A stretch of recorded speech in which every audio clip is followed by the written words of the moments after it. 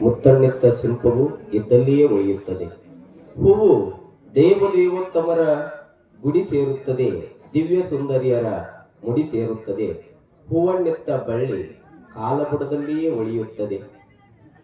ಹತ್ತಿ ವಸ್ತ್ರವಾಗಿ, ಗೋಧಿ ಬಿಸ್ಕತ್ತಾಗಿ, ಕಡಲೆ ಪುಟಾಣಿಯಾಗಿ, ರೈತ ಬೆಳೆದದ್ದೆಲ್ಲ ಏನೇನೋ ಆಗುತ್ತದೆ. ಬೆಳೆದ ರೈತ ಇದ್ದಲ್ಲಿಯೇ ಕೊಳೆಯುತ್ತಾನೆ. ಕಸ್ತೂರಿ ಅರಮನೆ ಸೇರುತ್ತದೆ, ಗುರುಮನೆ ಸೇರುತ್ತದೆ, ಶ್ರೀಮಂತ ಸಾಮಂತರ ಧವಳ ಸೌಧಗಳನ್ನು ಸೇರುತ್ತದೆ. ಕಸ್ತೂರಿಯ ನಿತ್ತ ಮೃಗ ಮಾತ್ರ ಕಾಡು ಪಾಲಾಗಿಯೇ ಉಳಿಯುತ್ತದೆ. ತಾಮ್ರ ತವರವಾಗಿ, ಅದಿರು ಉಕ್ಕಾಗಿ, ಬೆಳ್ಳಿ ಬಂಗಾರವಾಗಿ ಉಳ್ಳವರ ಮನೆ ಸೇರುತ್ತದೆ. ಆದರೆ ಗಣಿ ಗಿರಣಿಗಳ ಕಾರ್ಮಿಕ ಇದ್ದಲ್ಲಿಯೇ ಉಳಿಯುತ್ತಾನೆ. ಕಲಿತವ ಅವಕಾಶ ಪಡೆದು ಪರಮೋಚ್ಚ ಪದವಿಗೇರುತ್ತಾನೆ. ಕಲಿಸಿದ ಶಿಕ್ಷಕ ಹಿಡಿಗಾಸಿನಲ್ಲಿ ಹುಲುಬಾಳು ಹೊರೆಯುತ್ತಾನೆ. ಇದು ನ್ಯಾಯವೇನಯ್ಯ, ಇದು ನ್ಯಾಯವೇನಯ್ಯ, ಇದು ನ್ಯಾಯವೆಂದಾದರೆ ಅನ್ಯಾಯ ಇನ್ನಾವುದಯ್ಯ. ಸ್ವತಂತ್ರ ಧೀರ ಸಿದ್ದೇಶ್ವರ.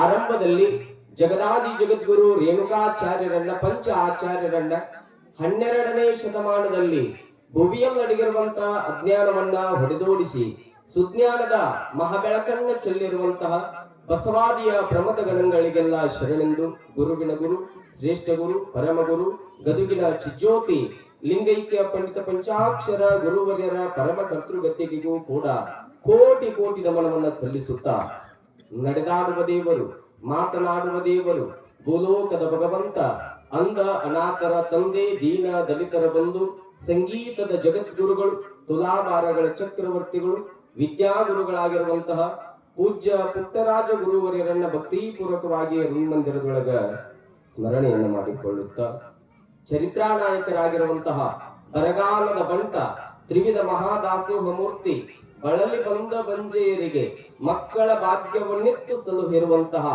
ಮಹಾನ್ ಅಪರೂಪದ ಗಣಮಹಿಮ ಸಗರನಾಡಿನ ಸಂತ ಮಹಾತ್ಮ ಕಲಬುರಗಿಯ ಶರಣಬಸವೇಶ್ವರರನ್ನ ಜೀವನದ ಉದ್ದಕ್ಕೂ ಕೂಡ ಭಕ್ತಿ ಭಾವದಿಂದ ನಿತ್ಯ ನಿತ್ಯ ಸ್ಮರಣೆಯನ್ನು ಮಾಡಿಕೊಳ್ಳುತ್ತಾ, ಸುಕ್ಷೇತ್ರ ಆರಹೊಸಹಳ್ಳಿಯ ಗ್ರಾಮವನ್ನೇ ತಮ್ಮಯ್ಯ ಭದ್ರಕೋಟೆಯನ್ನಾಗಿರಿಸಿಕೊಂಡು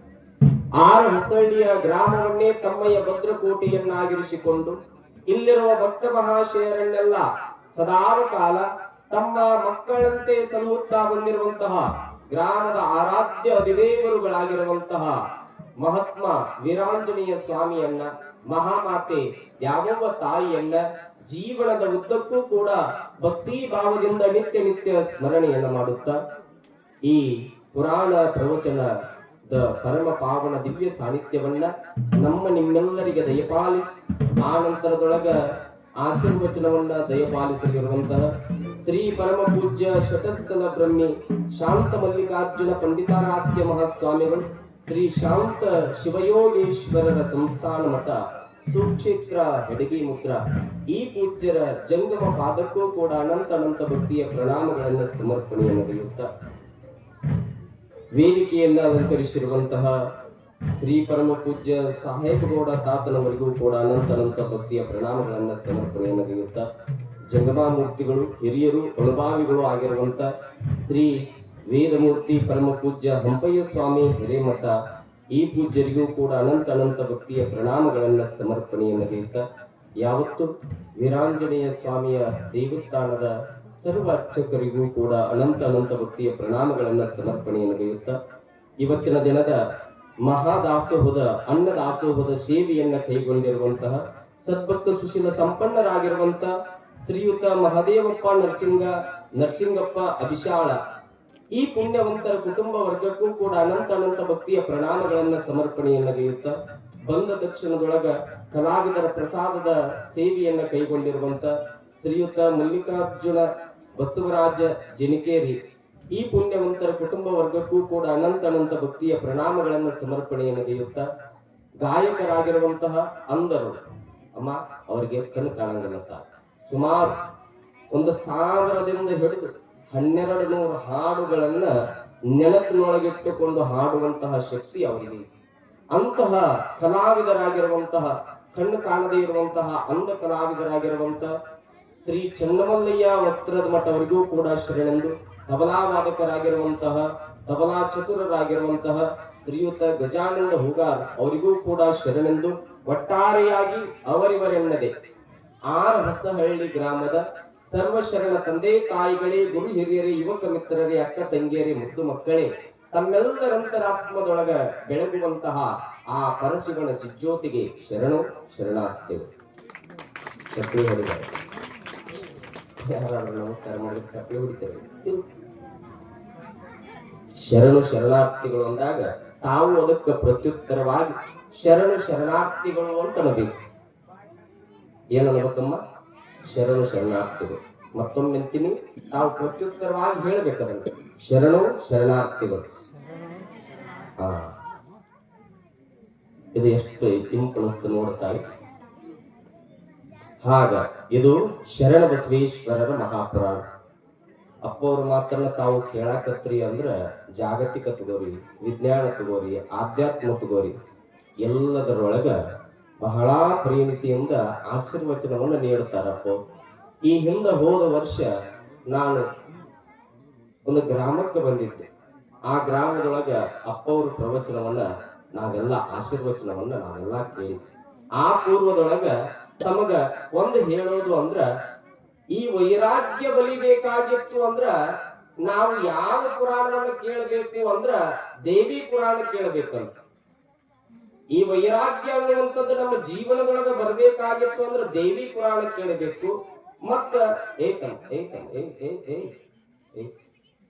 ಹುಡುಗರು ಬಹಳ ಮಜಾ.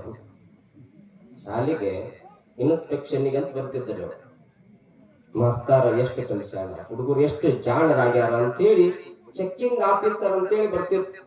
ಒಂದ್ ಊರಿಗೆ ಬಂದ ಒಬ್ಬ ಚೆಕ್ಕಿಂಗ್ ಆಫೀಸರ್ ಬಂದ, ಮಾಸ್ತಾರ ಏನು ಕಲಿಸ್ಯಾಳ ಹುಡುಗರಿಗೆ ಅಂತೇಳಿ ಒಬ್ಬ ಹುಡುಗನನ್ನ ಎದ್ದು ನಿಂದ್ರಿಸಿ, ಏಕಮ್ಮ 2 ಮೂರ್ಲೆ ಎಷ್ಟು ಅಂತ ಕೇಳಿ, 2 ಮೂರ್ಲೆ ಎಷ್ಟು ತಮ್ಮ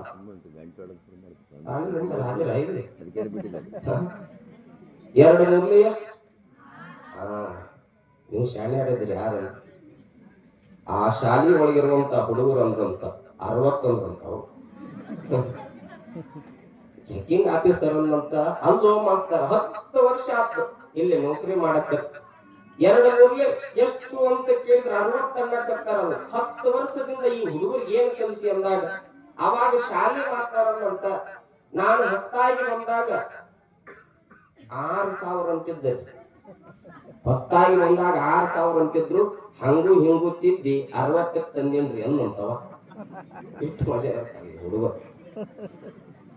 ಹಂಗ ಸಿರಿ ಸಂಪತ್ತು ಈ ಗ್ರಾಮಕ್ಕೆ ಉತ್ತಮವಾಗಿರುವಂತಹ ಮಳೆ ಬೆಳೆ ಅಷ್ಟ ಐಶ್ವರ್ಯ, ಆ ನಂತರದೊಳಗ ಸಂತಾನದ ಭಾಗ್ಯಗಳು ನಮಗೆ ಬೇಕು ಅಂದ್ರ ಈ ಜಗತ್ತಿನೊಳಗ ನಾವು ಯಾವ ಮಹಾತ್ಮರ ಪುರಾಣವನ್ನು ಕೇಳಬೇಕು ಅಂದ್ರ ಮಹಾತ್ಮರಾಗಿರುವಂತಹ ಕಲಬುರಗಿಯ ಶರಣ ಬಸವೇಶ್ವರರ ಈ ಪುರಾಣವನ್ನ ಕೇಳಿದ ತಕ್ಷಣದೊಳಗ ಇವೆಲ್ಲ ಸಿಗುತ್ತಾವ.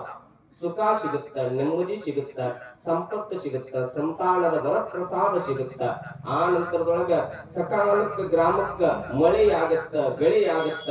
ಆ ಗ್ರಾಮ ಶಾಂತಿಯಿಂದ ನಿಶ್ಚಿತತೆಯಿಂದ ಇರುವಂತದ್ದು ಶರಣ ಬಸವೇಶ್ವರರ ಪುರಾಣ. ಆ ಶರಣ ಬಸವೇಶ್ವರರ ಪುರಾಣವನ್ನ ಬರೆದಿರುವಂತಹ ಕವಿಗಳು ಯಾರು ಅಂದ್ರ ಅದನ್ನ ಸ್ವಲ್ಪ ತಿಳ್ಕೊಂಡು ಬಿಡೋಣ. ಯಲಬುರ್ಗ ತಾಲೂಕ, ಕೊಪ್ಪಳ ಜಿಲ್ಲೆ, ಕೊಪ್ಪಳ ಜಿಲ್ಲೆ ಒಳಗೆ ಬರುವಂತಹ ಯಲಬುರ್ಗ ತಾಲೂಕು. ಆ ಯಲಬುರ್ಗ ತಾಲೂಕಿನೊಳಗೆ ಒಂದು ಸಣ್ಣ ಗ್ರಾಮ ಯಾವುದು ಅಂದ್ರ ದ್ಯಾಮಪುರ ಅನ್ನುವಂತಹ ಗ್ರಾಮ. ಆ ದ್ಯಾಮಪುರದೊಳಗ ಕಲ್ಲಿನಾಥ ಕವಿಗಳು ಅಂತ ಆಗಿ ಹೋಗುತ್ತಾರೆ. ಅವರು ಈ ಪೂರ್ವದೊಳಗ ಕನ್ನಡ ಶಾಲೆಯ ಶಿಕ್ಷಕರಾಗಿದ್ರು. ಈಗ ಇಂತಿಂತ ಯಜಮಾನರಲ್ಲ, ಏನು ಬಾಯಿಂದ ಬಾಯಿಗೆ ಶರಣರ ಲೀಲೆಗಳನ್ನು ಹೇಳ್ತಾ ಇದ್ರಲ್ಲ, ಅವುಗಳನ್ನ ಕೇಳಿ ಕೇಳಿ ಕೇಳಿ ಈ ಮಹಾಪುರಾಣವನ್ನ ಬರೆದಿರುವಂತಹ ದ್ಯಾಮಪುರದ ಕಲ್ಲಿನಾಥ ಕವಿಗಳು ಆರಂಭದೊಳಗ ಬರೀತಾರೆ. ಏನಂತ ಬರೀತಾರ ಅಂದ್ರ, ಈ ಶರಣ ಬಸವೇಶ್ವರರ ಪುರಾಣವನ್ನ ಯಾರು ಕೇಳ್ತಾರಲ್ಲ ಭಕ್ತಿಯಿಂದ, ಯಾವ ಗ್ರಾಮಸ್ಥರು ಕೇಳ್ತಾರಲ್ಲ, ಆ ಗ್ರಾಮಕ್ಕ ಯಾವತ್ತಿಗೂ ಕೂಡ ಮಳೆಯ ಕೊರತೆಯಾಗೋದಿಲ್ಲ, ಬೆಳೆಯ ಕೊರತೆಯಾಗೋದಿಲ್ಲ. ಯಾರು ಭಕ್ತಿಯಿಂದ ಆರಾಧನೆಯನ್ನ ಮಾಡ್ತಾರಲ್ಲ ಅವರ ಮನೆಯೊಳಗ ಅವರ ಮನದೊಳಗ ಸದಾವ ಕಾಲ ಶರಣ ಬಸವೇಶ್ವರರು ನೆಲೆ ನಿಂತು ಅವರನ್ನ ನೆರಳಿನಂಗ ಕಾಪಾಡ್ತಾರ. ಹೇಳುವವರಿಗೂ ಕೂಡ ಶರಣರ ಆಶೀರ್ವಾದವನ್ನು ಮಾಡ್ತಾರ. ಆ ಪೂರ್ವದೊಳಗ ಯಾರು ಭಕ್ತಿಯಿಂದ ಕೇಳ್ತಾರಲ್ಲ ಅವರಿಗೆ 10ರಷ್ಟು ಶರಣರ ಆಶೀರ್ವಾದವನ್ನ ಮಾಡ್ತಾರ ಅನ್ನುವಂಥದ್ದನ್ನ ದ್ಯಾಂಪುರದ ಕಲ್ಲಿನಾಥ ಕವಿಗಳು ಮುನ್ನುಡಿಯೊಳಗ ಬರ್ಕೊಂಡು ಬರ್ತಾರೆ. ಮತ್ತ ಇನ್ನೂ ಹೇಳೋದು ಅಂದ್ರ ಈ ಪುರಾಣವನ್ನ ಅಲ್ಲೇ ಇಲ್ಲೇ ಕುಂತು ಕೇಳುವಂತದ್ದಲ್ಲ, ಇಲ್ಲೇ ಬಂದು ಕುಂತು ಕೇಳಬೇಕು. ಒಂದಿಷ್ಟು ಜನ ಅಂತಿರ್ತಾರ, ಇಲ್ರಿ ತಾತನವ್ರ ಅಲ್ಲಿ ಮನಿ ಕಟ್ಟಿ ಮ್ಯಾಗ ಕುಂತ್ರ ಮಾಳಿಗೆ ಮ್ಯಾಗ ಕುಂತ್ರ ಬಹಳ ಚಂದ ಕೇಳುತ್ತ, ಹಾಗಾಗಿ ನಾವು ಇಲ್ಲೇ ಕುಂತು ಕೇಳ್ತೀವಿ ಅಂತಾರಲ್ಲ. ಇಲ್ಲೇ ಯಾಕೆ ಬಂದು ಕುಂತು ಕೇಳಬೇಕು ಅಂದ್ರ ಇಲ್ಲಿ ಒಂದು ಶಕ್ತಿ ಐತಿ ತಾಯಿ. ಇಲ್ಲಿ ಬಂದು ಕುಂತು ಕೇಳೋದ್ರಿಂದ ನಮ್ಮೊಳಗಿರುವಂತಹ ದುಷ್ಟ ಶಕ್ತಿಗಳು ದೂರವಾಗಿ ಆ ಆಂಜನೇಯ ಸ್ವಾಮಿಯ ಹತ್ತಿರ ಇರುವಂತಹ ಶಿಷ್ಟ ಶಕ್ತಿಗಳು ನಮ್ಮನ್ನ ಆವರಿಸಿಕೊಂಡು ನಮಗ ಗೊತ್ತಿಲ್ಲಾರ್ದಂಗ ನಾವು ಶಕ್ತಿವಂತರಾಗುತ್ತೀವಿ. ಅದಕ್ಕೆ ಒಂದೇ ಒಂದು ಉದಾಹರಣೆ ಅಂದ್ರ ಗರಗ ಅಂತ ಒಂದು ಬೆಳಗಾವಿ ಸಮೀಪದೊಳಗ ಗರಗ. ಆ ಗರಗದೊಳಗ ಮಡಿವಾಳಪ್ಪ ತಾತನವರು ಅಂತ ಇದ್ರು, ಬಹಳ ದೊಡ್ಡ ಮಹತ್ವರು. ಆ ಮಡಿವಾಳಪ್ಪ ತಾತನವರ ಹತ್ತಿರ ಒಬ್ಬ ಆಗರ್ಭ ಶ್ರೀಮಂತ ಹೆಣ್ಣು ಮಗಳು ಬರ್ತಾರ. ಬಂದು ಗರಗದ ಮಡಿವಾಳಪ್ಪ ತಾತನವರ ಪಾದವನ್ನು ಗಟ್ಟಿಯಾಗಿ ಹಿಡ್ಕೊಳ್ತಾರೆ. ಅಪ್ಪ, ನಿನ್ನ ದಯದಿಂದ ನಿನ್ನ ಆಶೀರ್ವಾದದಿಂದ ಮನೆಯೊಳಗ ಉಣ್ಣಾಕ ಕೊರತೆ ಇಲ್ಲ, ಉಡಾಕ ಕೊರತೆ ಇಲ್ಲ, ಯಾವುದಕ್ಕೂ ಕೊರತೆ ಇಲ್ಲ. ಆದ್ರ ನನ್ನ ದುರ್ದೈವ ಅಂದ್ರ ಮದುವೆಯಾಗಿ 10-12 ವರ್ಷ ಗತಿಸಿದ್ದರೂ ಕೂಡ ನನಗ ಮಕ್ಕಳೇ ಆಗಿಲ್ಲ. ಆಶೀರ್ವಾದ ಮಾಡ, ನಿನ್ನ ಆಶೀರ್ವಾದದ ಬಲದಿಂದ ನನಗ ಮಕ್ಕಳಾಗುವಂಗ ಆಶೀರ್ವಾದ ಮಾಡು.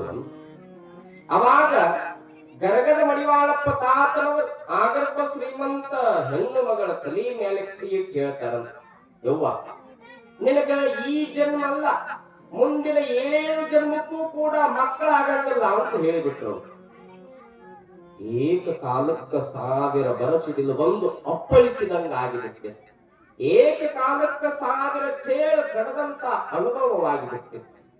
ಕಣ್ಣಾಗ ಧಾರಾಕಾರ ಕಣ್ಣೀರನ್ನು ಸುರಿಸುತ್ತ ಮಡಿವಾಳಪ್ಪ ತಾತನವರ ಮಠದಿಂದ ಹೊರಗೆ ಬರಕತ್ತಿದ್ದ ಹೆಣ್ಮಗಳು, ಇಲ್ಲಿ ಕೇಳ್ರಮ್ಮ, ಇಲ್ಲಿ ಬಹಳ ಲಕ್ಷ್ಯ ಕೊಟ್ಟು ಕೇಳ್ಬೇಕು ನೀವು. ಅಳತಾ ಅಳತಾ ಮಠದಿಂದ ಹೊರಗೆ ಬರಾಕತ್ತಿದ್ದು ಆ ಗರಗದ ಮಡಿವಾಳಪ್ಪ ತಾತನವರ ಮಠದ ಅಂಗಳದ ಕಸವನ್ನ ಒಬ್ಬ ಹೊಡಿತಿದ್ದ. ಅವನ ಹೆಸರು ಸಿದ್ಧ ಅಂತ. ಅವ ಏನು ಬಹಳ ಶಾಲೆ ಅಲ್ಲ, ಬಹಳ ಶಾಲೆಯನ್ನು ಕಲ್ತಾವ.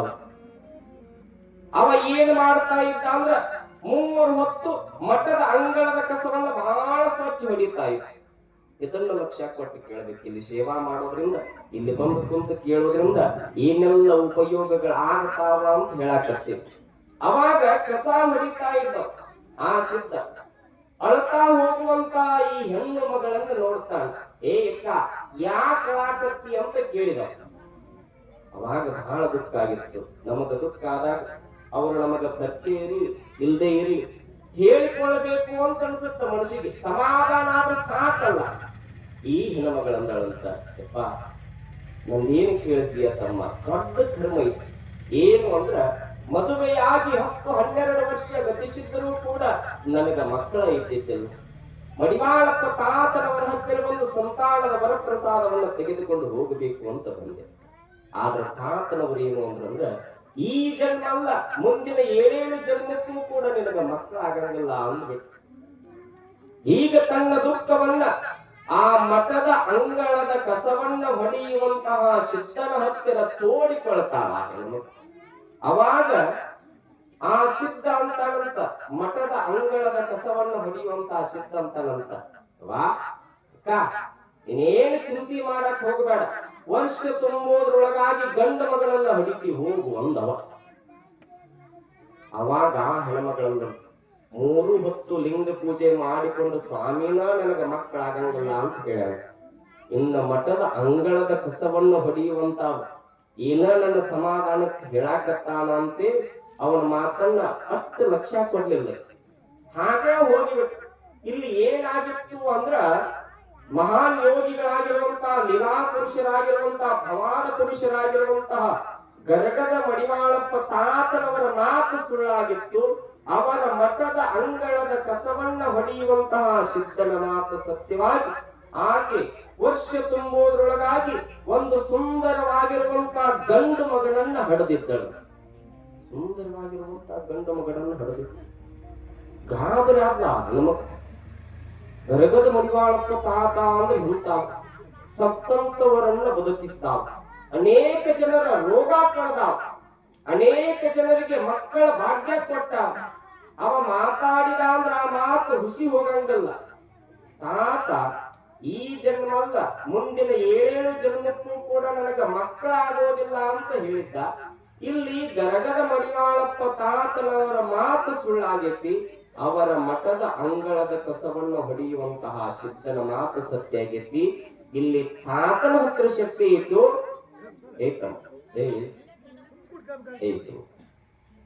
ಇಲ್ಲಿ ತಾತನ ಹತ್ರ ಶಕ್ತಿ ಇತ್ತು, ಅಥವಾ ಅವರ ಮಠದ ಅಂಗಳದ ಕಸವನ್ನ ಹೊಡೆಯುವಂತಹ ಸಿದ್ಧನ ಹತ್ರ ಶಕ್ತಿ ಇತ್ತು ಅಂತೇಳಿ ಕೇಳೇ ಬಿಡಬೇಕು ಅಂತೇಳಿ ಹುಟ್ಟಿರುವಂತಹ ಮಗನಿಗೆ ಮಡಿವಾಳಪ್ಪ ಅಂತ ಹೆಸರಿಟ್ಟುಕೊಂಡು ಬಂದಳ. ಹೆಣ್ಣು ಹೆಸರಿಟ್ಟುಕೊಂಡು ಎಲ್ಲಿಗೆ ಬಂದಳು ಅಂದ್ರ ಮಠಕ್ಕೆ ಬಂದು ಮಡಿವಾಳಪ್ಪ ತಾತನ ಪಾದದ ಮುಂದೆ ಹಾಕಿ, ಏ ತಾತ, ಹೋದ ವರ್ಷ ನಾನು ಬಂದಾಗ ನೀನೇನಂತ ಹೇಳಿದ್ದಿ? ಈ ಜನ್ಮ ಅಲ್ಲ, ಮುಂದಿನ 7 ಜನ್ಮಕ್ಕೂ ಕೂಡ ನಿನಗ ಮಕ್ಕಳಾಗೋದಿಲ್ಲ ಅಂತ ಹೇಳಿದ್ದಿ. ನಿನ್ನ ಮಾತು ಸುಳ್ಳ. ನಿನ್ನ ಮಠದ ಅಂಗಳದ ಕಸವನ್ನ ಹೊಡೆಯುವಂತಹ ಸಿದ್ಧನ ಮಾತು ಸತ್ಯ ಆಗೈತಿ. ನಿನ್ನ ಹತ್ರ ಶಕ್ತಿ ಇತ್ತು, ನಿನ್ನ ಮಠದ ಅಂಗಳದ ಕಸ ಹೊಡಿತಾನಲ್ಲ ಸಿದ್ಧ, ಅವನ ಹತ್ರ ಶಕ್ತಿ ಇತ್ತು ಅಂತ ಕೇಳಿದ್ ಹೆಣ್ಮಕ್ಳು. ಮಡಿವಾಳಪ್ಪ ತಾತ ಹೆದರಿ ಬಿಟ್ಟನು. ಹೆದರಿ ಒಂದು ಮಾತಂತಾನ ಮಡಿವಾಳಪ್ಪ ತಾತ, ಈ ಸಿದ್ಧ ನನ್ನ ಮಠದೊಳಗ ಇದ್ದು ಇಲ್ಲಿ ಸೇವಾ ಮಾಡಿ ಇಲ್ಲಿ ಕಸ ಹೊಡೆದು ನನ್ನ ಹತ್ರ ಇರುವಂತಹ ಶಕ್ತಿ ಎಲ್ಲ ಅವನ ತಗೊಂಡು ಬಿಟ್ಟಾನ ಅಂದನಂತ ನೋಡಿ. ಅಂದ್ರ ತಾತನವರ ಹತ್ರ ಇರುವಂತಹ ಶಕ್ತಿಯನ್ನ ಕಸ ಹೊಡೆದು ಸೇವಾ ಮಾಡಿ ನಿಷ್ಕಲ್ಮಶವಾಗಿರುವಂತಹ ಭಕ್ತಿಯಿಂದ ನಡೆದುಕೊಂಡು ಅವ್ರ ಹತ್ರ ಇರುವಂತಹ ಶಕ್ತಿಯನ್ನ ಯಾರು ತಗೊಂಡಿದ್ರು ಅಂದ್ರ ಆ ಸಿದ್ಧ ತಗೊಂಡಿದ್ನಂತ. ಅದಕ್ಕ ಭಕ್ತಿಯ ಮುಕ್ತಿಗೆ ಮೂಲ ಅಂತೇಳಿ. ಭಕ್ತಿ ಎನ್ನುವಂಥದ್ದು ಬೇಕಾಗತ್ತ, ನಂಬಿಕೆ ಎನ್ನುವಂಥದ್ದು ಬೇಕಾಗತ್ತ. ನಂಬಿನ ಮನವೇ ಹಂಬಲಿಸದಿರು ಸಾಂಬನೊಡನೆಗೆ ನಂಬಿಕೆಯೇ ಕಾರಣ ಅಂತಾರೆ ದೊಡ್ಡವರು. ಹಾಗಾಗಿ ನಂಬಿಕೆ ಅನ್ನುವಂಥದ್ದು ಬಹಳ ದೊಡ್ಡ ಕೆಲಸ ಮಾಡುತ್ತೆ. ಭಕ್ತಿ ಅನ್ನುವಂಥದ್ದು ಇರದೇ ಇದ್ರೆ ಹೇಗಾಗತ್ತೆ ತಾಯಿ ಅಂದ್ರ, ಯಾವನೋ ಒಬ್ಬ ನನ್ನಂತಾವ ತಾತನವ್ರ ಕಡೆ ಹೋದ್ನಂತ. ತಾತನವ್ರ ನನಗ ಮಕ್ಕಳಾಗಿರ್ ನೋಡ್ರಿ, ನಿಮ್ ಶಕ್ತಿ ಬಹಳ ಕೇಳಿ, ನಾವು ನಿಮ್ ಬಗ್ಗೆ ಬಹಳ ಕೇಳಿ, ಮಕ್ಕಳಾದಾಗ ಆಶೀರ್ವಾದ ಮಾಡ್ರಿ ಎಂದವ. ತಾತನವ್ರು ಏನ್ ಮಾಡಿದ್ರು ಅಂದ್ರ 2 ಉತ್ತತ್ತಿ ಕೊಟ್ರಂತ. ಉತ್ತತ್ತಿ ಕೊಟ್ಟ ಒಂದು 3 ತಿಂಗಳಿಗೆ ಬಂದ. ಏನ್ರಿ ತಾತನವ್ರು ಉತ್ತತ್ತಿ ಕೊಟ್ರಿ, ಆ ಉತ್ತತ್ತಿಗೂ ಮಕ್ಕಳಾಗಲಿಲ್ಲ. ತಾತನವ್ರು ಏನ್ ಮಾಡಿದ್ರು ಅಂದ್ರೆ ಕಲ್ಸಕ್ರಿ ಕೊಟ್ರಂತ. ಕಲ್ಸಕ್ರಿ ಕೊಟ್ಟ ಒಂದ್ 1.5 ತಿಂಗಳಿಗೆ ಬಂದ. ತಾತನವರ ನಿಮ್ ಹತ್ರ ಶಕ್ತಿ ಐತೆ ಇಲ್ಲಂದ.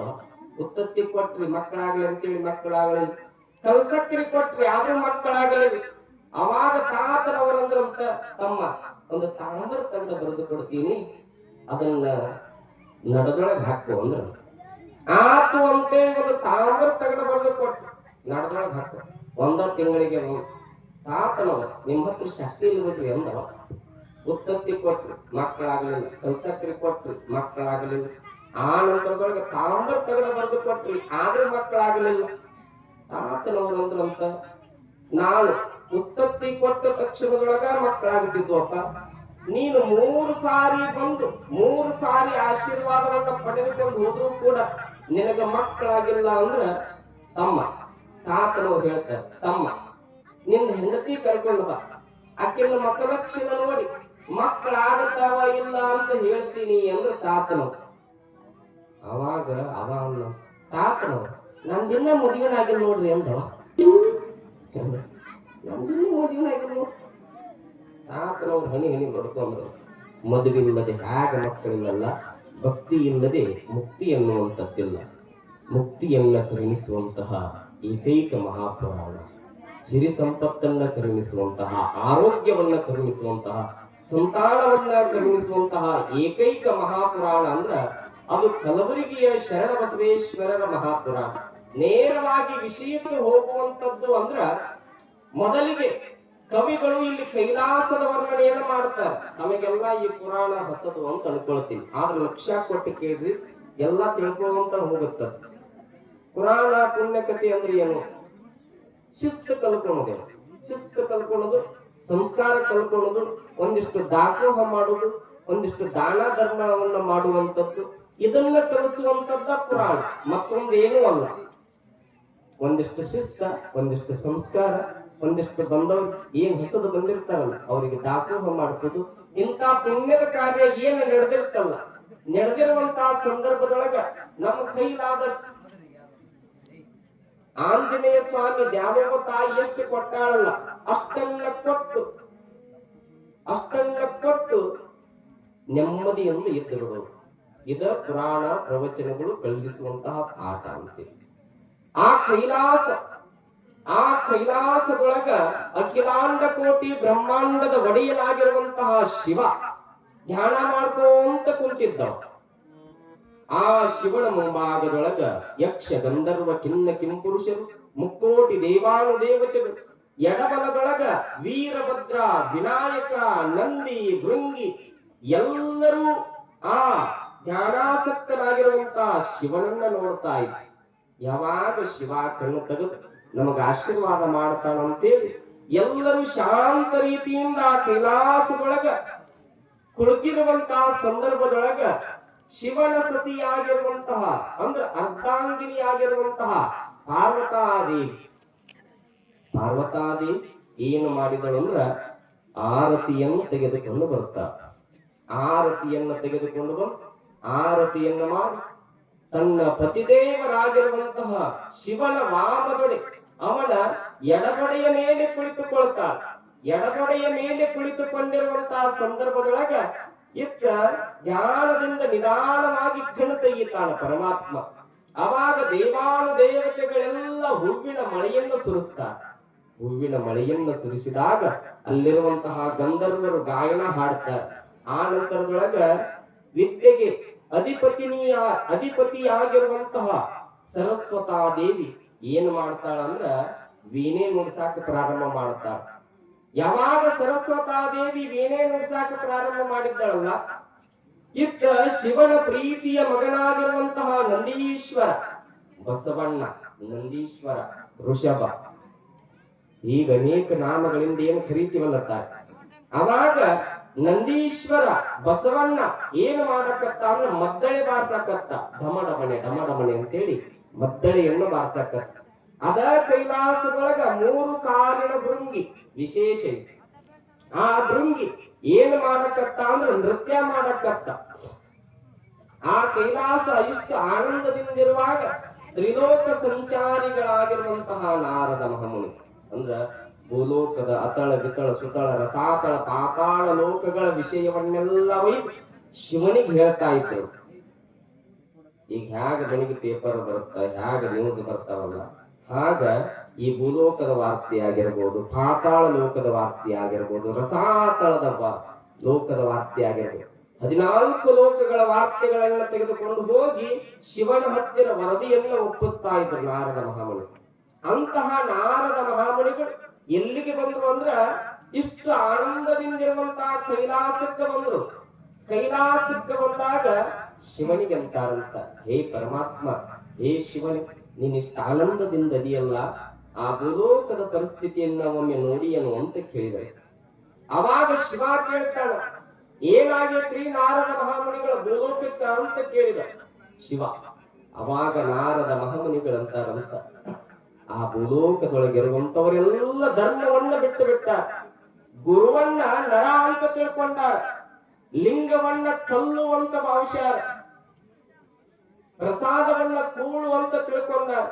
ಹಾಗಾಗಿ ಹೇ ಪರಮಾತ್ಮನೇ, ಆ ಭೂಲೋಕಕ್ಕ ಯಾರಾದ್ರೂ ಒಬ್ಬ ಮಹಾತ್ಮರನ್ನ ಕಳಿಸಿ ಧರ್ಮದ ರಕ್ಷಣೆಯನ್ನ ನೀನು ಮಾಡಬಾರದೆ ನಿನ್ನ ಸಮ್ಮುಖದೊಳಗ ಅಂತೇಳಿ ಇಲ್ಲಿ ನಾರದ ಮಹಾಮುನಿಗಳು ಈ ಭೂಲೋಕದ ಸ್ವೇಚ್ಛಾಚಾರದ ಬಗ್ಗೆ, ಇಲ್ಲಿ ನಡೆಯುವಂತಹ ಅನ್ಯಾಯ ಅಧರ್ಮಗಳ ಬಗ್ಗೆ ಶಿವನ ಹತ್ತಿರ ತಿಳಿ ಹೇಳಿದಾಗ ಇತ್ತ ಶಿವ ವಿಚಾರ ಮಾಡಿ ಯಾರನ್ನ ಕಳಿಸಬೇಕು ಅಂತೇಳಿ ಶಿವ ವಿಚಾರ ಮಾಡಿದ. ಮುಕ್ಕೋಟಿ ದೇವಾನು ದೇವತೆಗಳೆಲ್ಲ ಇದ್ರಲ್ಲ, ಕೇಳಿದ ಯಾರು ಹೋಗುತ್ತೀರಿ ಭೂಲೋಕಕ್ಕೆ ಹೋಗಿ ಮನುಷ್ಯರಂತೆ ಹುಟ್ಟಿ ಅವರಂತೆ ಇರಿ.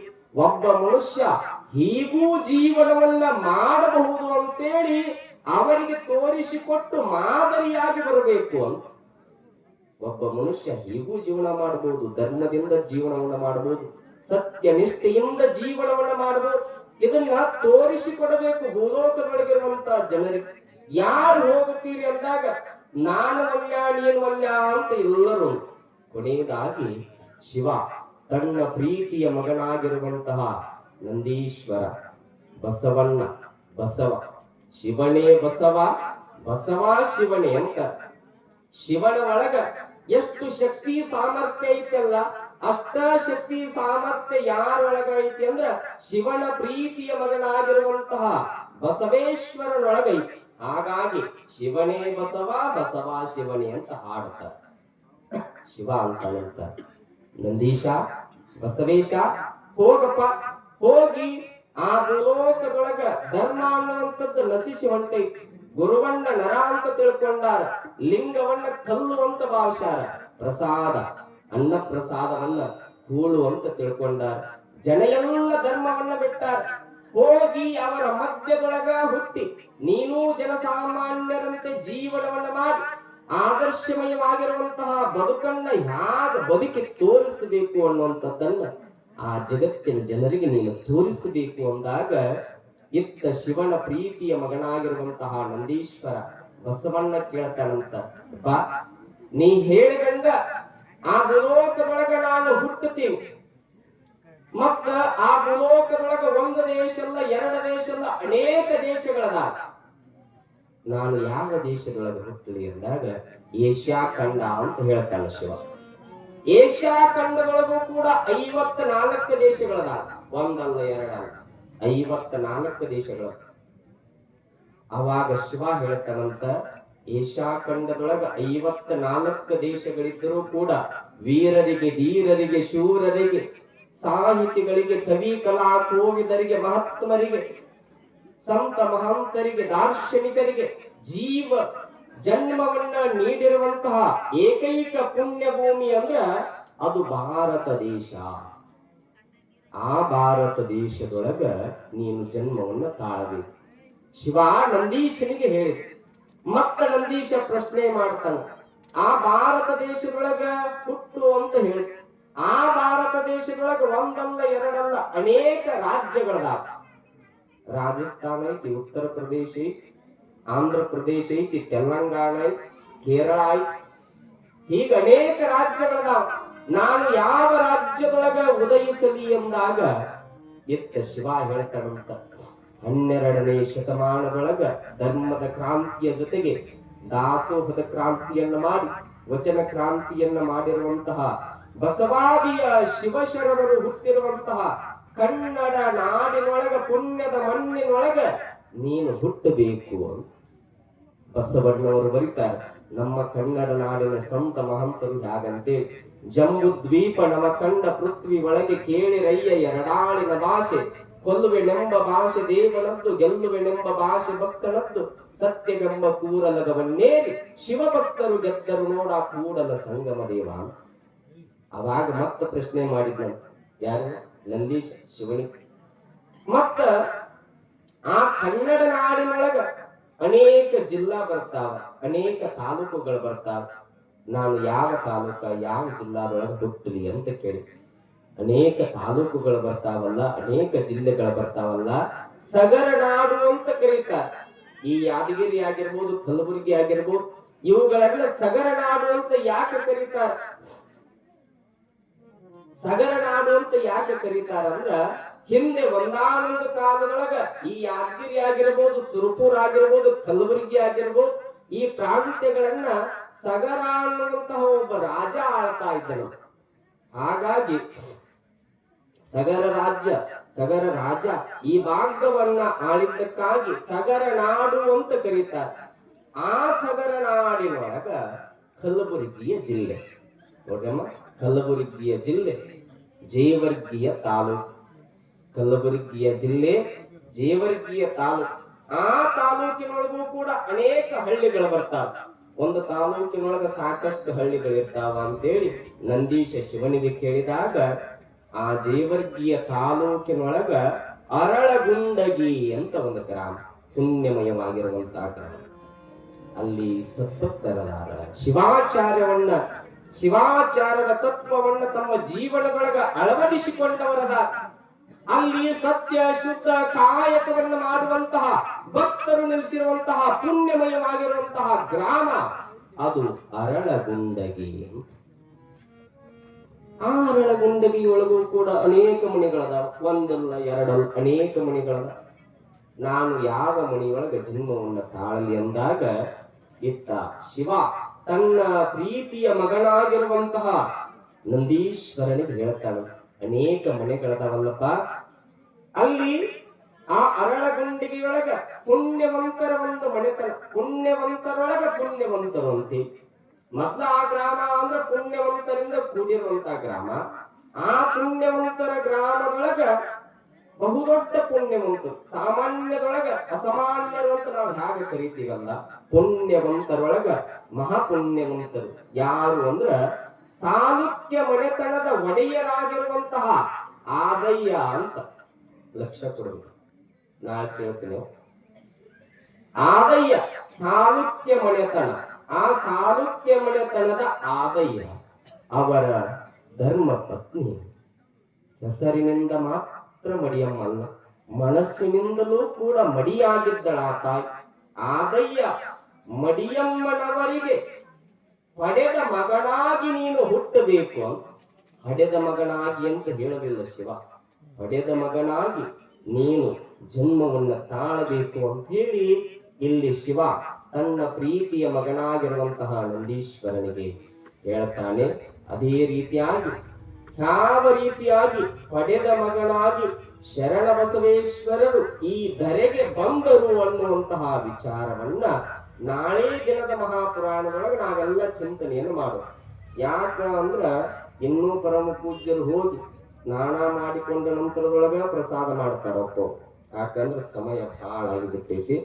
ಹಾಗಾಗಿ ಈಗ ಪೂಜ್ಯರು ಮಾತಾಡಕತ್ರು ಅಂದ್ರ ನಾ ಹೇಳಿದ್ದೆಲ್ಲ ತಾಯಿ, ಜಾಗತಿಕ ಆಗಿರ್ಬೋದು, ಆಧ್ಯಾತ್ಮ ಆಗಿರ್ಬೋದು, ವಿಜ್ಞಾನ ಆಗಿರ್ಬೋದು, ಎಲ್ಲದರ ಬಗ್ಗೆ ಬಹಳ ಅಪಾರವಾಗಿರುವಂತಹ ಜ್ಞಾನವನ್ನ ಹೊಂದಿರುವಂತಹ ಈ ಭಾಗದೊಳಗ ಏಕೈಕ ಪರಮ ಪೂಜ್ಯರು ಅಂತ ಇಲ್ಲಿ ಕುಂತ ಏನೋ ಹೇಳುವಂತದ್ದಲ್ಲ, ನನ್ನ ಅನುಭವಕ್ಕೆ ಬಂದಿರುವಂತದ್ದನ್ನ ನಾನು ಹೇಳ್ತಾ ಇದ್ದೇನೆ. ಏಕೈಕ ಪಾಂಡಿತ್ಯವನ್ನ ಪಡೆದಿರುವಂತಹ ಪರಮ ಪೂಜ್ಯರು ಅಂದ್ರ ಶ್ರೀ ಷಷ್ಠಸ್ಥಲ ಬ್ರಹ್ಮಿ ಶಾಂತ ಮಲ್ಲಿಕಾರ್ಜುನ ಪಂಡಿತಾರಾಧ್ಯ ಮಹಾಸ್ವಾಮಿಗಳು ಅನ್ನುವಂಥದ್ದನ್ನ ನಾವು ಗಮನದೊಳಗ ಇಟ್ಕೊಳ್ಳಬೇಕಾಗತ್ತ. ಅಂತಹ ಪಾಂಡಿತ್ಯವನ್ನ ಪರಮ ಪೂಜ್ಯರು ಹೊಂದಿರುವಂತವರಾಗಿರ್ತಾರೆ. ನಾಳೆ ಆದಯ್ಯ ಮತ್ತು ಮಡಿಯಮ್ಮನ ಸಂಸಾರದ ವಿಚಾರ ಈ ಮಹಾಪುರಾಣದೊಳಗೆ ಬರುತ್ತೆ. ಗಂಡ ಹೆಂಡತಿ ಹೇಗಿರ್ಬೇಕು, ಅಲ್ಲಿ ಆದಯ್ಯ ಮಡಿಯಮ್ಮನವರು ಅರಳಗುಂಡಿಗೆಯೊಳಗ ಹೇಗಿದ್ರು, ಮತ್ತ ಅಂತ ಸಂತ ಮಹಾಂತರು ಸುಮ್ಮನ ಅವರ ಮನೆಯೊಳಗೆ ಹುಟ್ಟಂಗರು ಅವ್ರು ಎಂತ ಪುಣ್ಯವಂತರಾಗಿದ್ರು, ಯಾವ ರೀತಿಯಾಗಿ ಶಿವನ ಪ್ರೀತಿಯ ಮಗನಾಗಿರುವಂತಹ ನಂದೀಶ್ವರ ಅಲ್ಲಿ ಶರಣ ಬಸವೇಶ್ವರರಾಗಿ ಯಾವ ರೀತಿಯಾಗಿ ಹುಟ್ಟಿದ್ರು ಅನ್ನುವಂತಹ ವಿಚಾರ ನಾಳೆ ದಿನದ ಮಹಾಪುರಾಣದೊಳಗೆ ಸಾಗಿ ಬರುವಂತದ್ದು. ಅಂತೆಯೇ ನಾಡಿದ್ದು, ನಾಳೆ ಒಂದು ದಿನ ಹೊರತುಪಡಿಸಿ ನಾಡಿದ್ದು ಶರಣ ಬಸವೇಶ್ವರರ ತೊಟ್ಟಿಲ ಕಾರ್ಯಕ್ರಮ. ಮತ್ತ ಶರಣರ ಹುಟ್ಟಿದ ಮೇಲೆ ತೊಟ್ಟಿಲದೊಳಗೆ ಹಾಕಬೇಕಲ್ಲಮ್ಮ. ಹಾಗಾಗಿ ಆ ತೊಟ್ಟಿಲ ಕಾರ್ಯಕ್ರಮ ಈಗಾಗಲೇ ತೊಟ್ಟಿಲನ್ನ ತಂದಿರುವಂತವರಾಗಿರ್ತಾರೆ ಸಮಿತಿಯವರೆಲ್ಲ.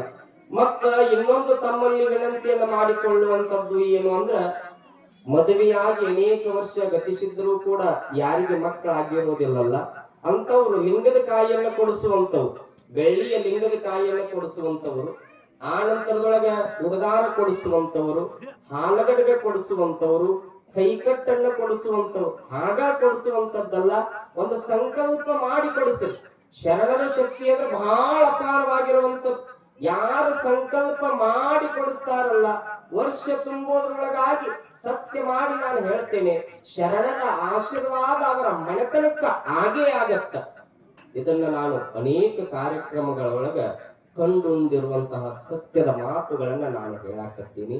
ಹಾಗಾಗಿ ಮತ್ತ ಇಲ್ಲಿ ಯಾವ ರೀತಿಯಾಗಿ ಸತ್ಯದ ಕಾರ್ಯಕ್ರಮವನ್ನ ಆಚರಣೆಯನ್ನ ಮಾಡ್ತಾರಲ್ಲ, ಹಾಗ ಇವತ್ತಿನ ದಿನ ತಾಯಿಯನ್ನು ಹೇಗ ಬಂದಿರಿ ಅಂದ್ರ ಒಳ್ಳೆ ಮಲ್ಲಮ್ಮ ಹೇಮರೆಡ್ಡಿ ಮಲ್ಲಮ್ಮ ತಾಯಿ ಕಣ್ಣಂಗ್ ಕಾಣಕತ್ತೀರಿ, ಒಂದಿಷ್ಟು ಜನ ದಾನಮ್ಮ ದೇವಿ ಕಣ್ಣಂಗ್ ಕಾಣಕತ್ತೀರಿ, ಒಂದಿಷ್ಟು ಜನ ನಮ್ಮ ಗದಗ ಸಮೀಪದೊಳಗ ಹಾಲು ಮತದೊಳಗ ಮಹಾನ್ ಶಿವಶರಣೆ ಆಗ್ಬೋದು ಬನಶಂಕರಿ ದೇವಿಯ ಅಪರಾವತಾರಿ ಯಾರಿವ ಭೀಮಮ್ಮ ತಾಯಿ, ಭೀಮಮ್ಮ ತಾಯಿ ಕಣ್ಣಂಗ್ ಕಾಣಕತ್ತೀರಿ. ಆದ್ರ ಒಂದ ಹೆಚ್ಚು ಕಮ್ಮಿ ಒಂದ ವ್ಯತ್ಯಾಸ ಅಂದ್ರ ಒಂದಿಷ್ಟು ಮಂದಿ ಬೇಗ ಬಂದ್ರಿ, ಒಂದಿಷ್ಟು ಮಂದಿ ತಡವಾಗಿ. ಅಂದ್ರ ಒಂದು ಕಾರ್ಯಕ್ರಮಕ್ಕ ಇಷ್ಟ ಅಳತಿ ಇಷ್ಟ ಮಿತಿ ಅಂತ ಇರುತ್ತೆ. ಯಾವುದಕ್ಕಾಗಿರ್ಬೋದು, ಕಾರ್ಯಕ್ರಮಕ್ಕಾಗಿರ್ಬೋದು, ಇನ್ನೊಂದು ಕೆಲಸಕ್ಕಾಗಿರ್ಬೋದು, ಒಂದು ಅಳತಿ ಮಿತಿ ಅಂತ ಇರುತ್ತೆ. ಕೊನೆಯದಾಗಿ ಹೇಳಿಬಿಡ್ತೀನಿ, ವಯಸ್ಸಾಗಿರುವಂತ ಆಯಿ ಅಂತೀರ, ಮುದಿ ಕರಿತೀರ, ಮುದಿ ಕರಿತೀರ, ಆಯಿ ಅಂತೀರ, ಯಾವ್ದ್ರ ಒಂದಂತ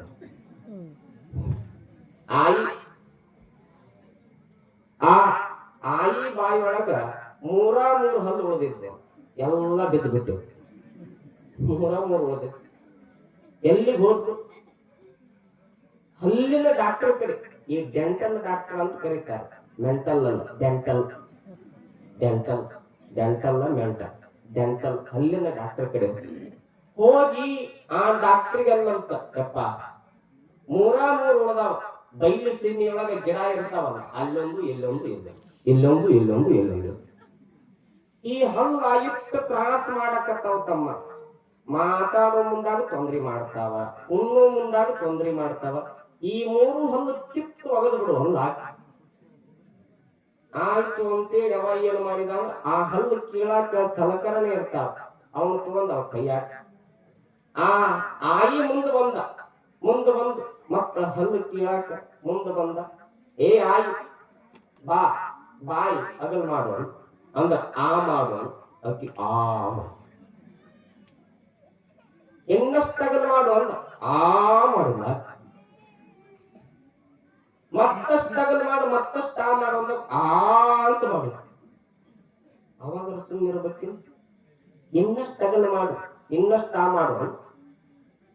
ಆಯಿಗೆ ತಲೆನ ಕೆಟ್ಟ ಹೋಗಿಬಿಟ್ಟೆ. ಎಷ್ಟಂತ ಅಗಲ್ ಮಾಡುದು, ಎಷ್ಟಂತ ಆ ಮಾಡುದು. ಆ ಕೆಮ್ಮಂತ ಯಾರಿಗೆ? ಡಾಕ್ಟರ್.